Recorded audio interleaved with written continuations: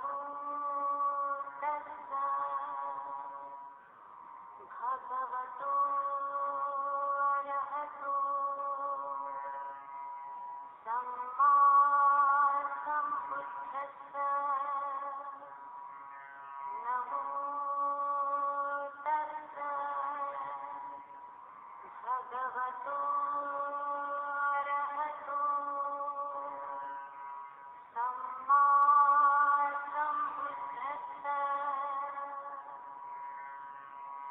नमो तस्सा भगवतो अरहतो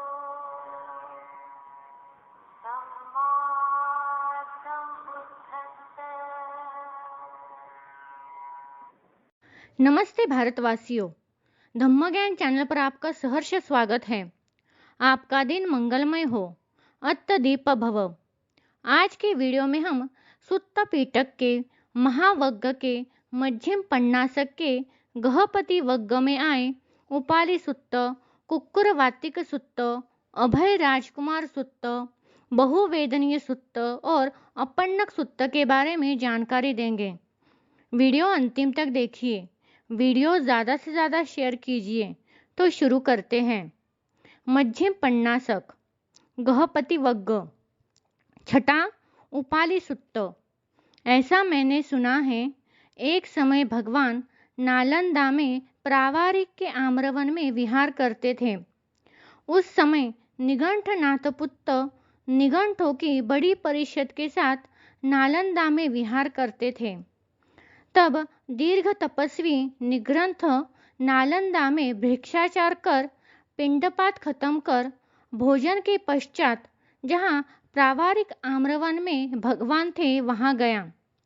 जाकर भगवान के साथ संबोधन कर एक ओर खड़ा हो गया।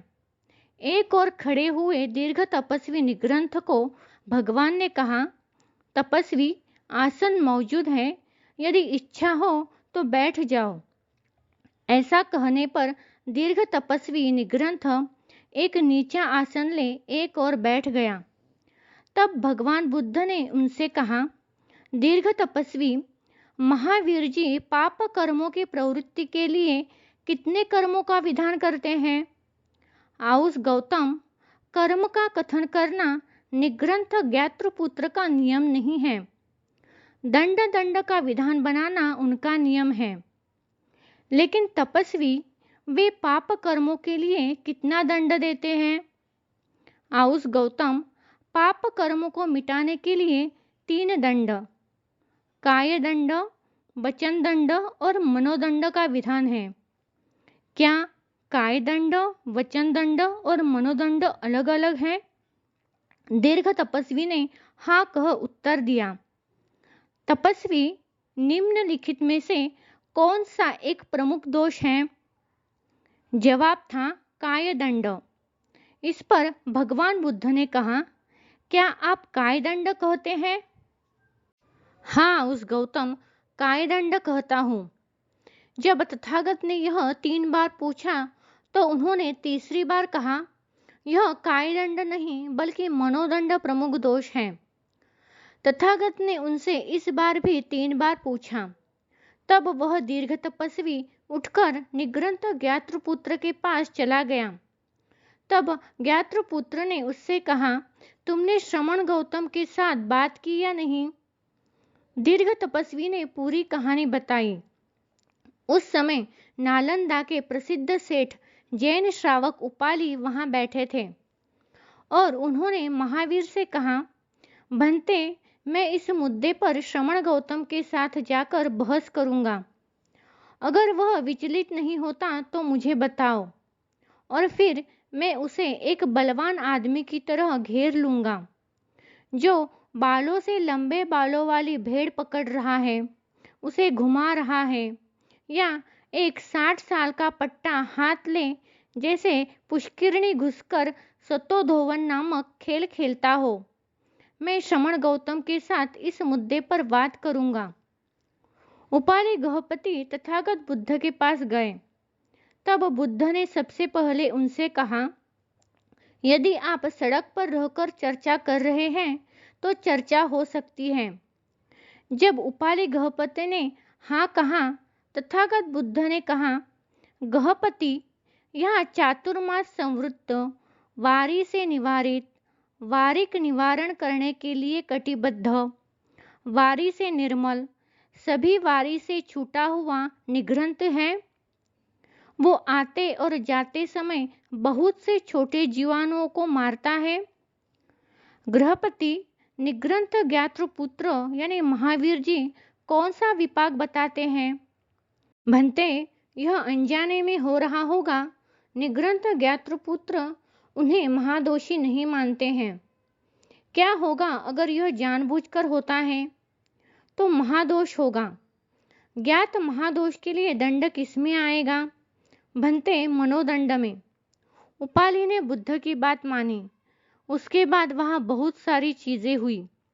अंततः उपाली तथागत बुद्ध के श्रावक बन गए। तब तथागत ने कहा, उपाली, महावीर निरंतर तुम्हारे पास आते हैं भोजन मांगते हुए। आपका घर पान पोई की तरह है, इसलिए आपको, आपके परिवार को उसी तरह से सम्मान और सत्कार करना चाहिए। उपाली यह सुनकर बहुत खुश हुए। 7वां कुक्कर वातिक सुत्त। ऐसा मैंने सुना है, एक समय तथागत कोली देश में कोलियों के हलिद्द वसन नामक निगम में विहार करते थे। तब गोव्रतिक मतलब गाय की भांति पीने का व्रत रखने वाला कोलीय पुत्र पूर्ण और कुक्कुर व्रातिक अचेल मतलब नंगा सेनीय जहाँ तथागत थे वहां गए। जाकर गोव्रतिक कोलीय पुत्र पूर्ण तथागत को अभिवादन कर एक और बैठ गया। कुक्कुर व्रातिक अचेल सेनीय तथागत के साथ कुशल मंगल पूछकर कुक्कुर की भांति गेंडूरी मार एक और बैठ गया। तब तथागत ने उसे समझाया, तू सदा के लिए कुत्ते का व्रत ही करता रहेगा तो तुझे मरने के बाद कुत्ते की योनि में जन्म मिलेगा। यह तथागत के शब्द सुनकर अचेल सेनीय रोने लगा और आखिर तथागत के उपदेश से उस पर परिणाम होकर उसने वो व्रत छोड़ दिया। 8वां अभय राजकुमार सुत्त। ऐसा मैंने सुना है, एक समय भगवान राजगृह में वेणुवन कलंदक निवाप में विहार करते थे। तब अभय राजकुमार जहाँ निघंटनाथ पुत्र थे वहां गया। जाकर निघंटनाथ पुत्र को अभिवादन कर एक और बैठा। एक और बैठे अभय राजकुमार को निघंटनाथ पुत्र ने कहा, आ राजकुमार, श्रमण गौतम के साथ वाद कर, इससे तेरा सुयश फैलेगा। अभय राजकुमार ने इतने महर्धिक मतलब महानुभाव श्रमण गौतम के साथ वाद रोपा। किस प्रकार से भंते, मैं इतने महानुभाव श्रमण गौतम के साथ वाद रोपूंगा? आ राजकुमार, जहाँ श्रमण गौतम है वहां जा। जाकर श्रमण गौतम से ऐसा कहो, क्यों भंते, तथागत ऐसा वचन बोल सकते हैं जो दूसरों को अप्रिय अप्रणाप हो। अच्छा भंते, कह अभय राजकुमार आसन से उठ, निघंटनाथ पुत्र को अभिवादन कर, दक्षिणा कर। जहाँ तथागत थे वहां गया।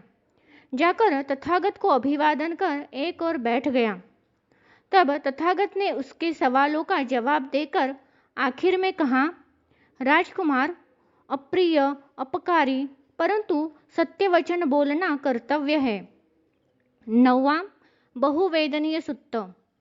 ऐसा मैंने सुना है, एक समय तथागत श्रावस्ती के अनाथ पिंडिक के आराम जेतवन में विहार करते थे।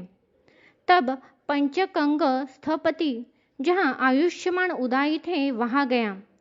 जाकर आयुष्मान उदाई को अभिवादन कर एक और बैठ गया। इस सुत्त में तथागत ने वेदनाओं का वर्गीकरण कर समझाया है।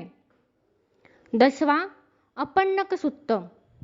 एक समय भगवान महान भिक्खु संघ के साथ कौशल देश में चारिका करते, जहाँ शाला नाम के कौशलों का बमन ग्राम था, वहां पहुँचे। इस सुत्त में द्विधा रहित सत्य निर्दोष धम्म का उपदेश तथागत ने दिया है। तो आज के लिए बस इतना ही। अगले वीडियो में हम मध्यम पन्नासक के भिक्खु वर्ग में आए अंबल टिक्का राहुलोवाद सुत्त, महामालुक्य सुत्त और भद्दाली सुत्त के बारे में जानकारी देंगे। अगर आपको यह वीडियो अच्छा लगा तो धम्म ज्ञान चैनल को सब्सक्राइब, लाइक, शेयर, कमेंट करना मत भूलिए। साथ ही बेल के आइकन पर क्लिक करें ताकि अगला वीडियो सबसे पहले आपके पास पहुंच जाएगा। धन्यवाद। Keep supporting.